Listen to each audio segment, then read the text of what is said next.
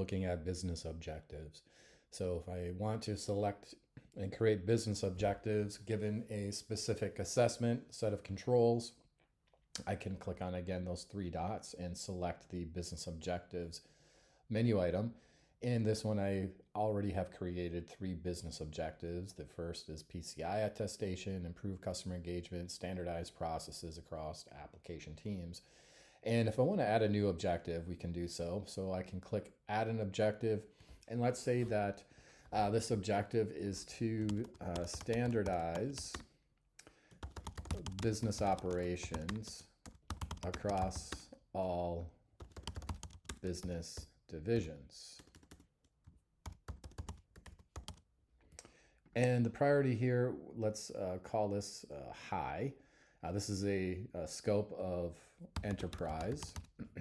And the description can be something to the effect, we have 7 business divisions that require standardization for authentication, configuration management, and governance. And this objective will be important in our sample use case, as the executives are also focused on standardizing operations across the entire enterprise.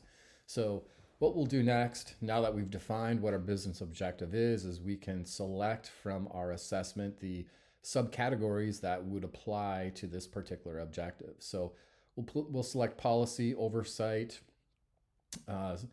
We will select the patch management, so certainly identity and identity management, authentication, and access control. And we will also select platform security.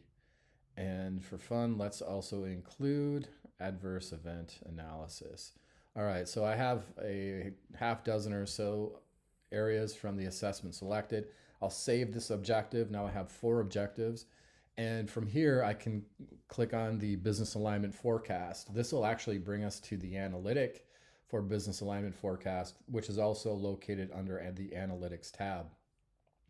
So what we have here is the view of where the one-time capital cost is the most, in this case PCI.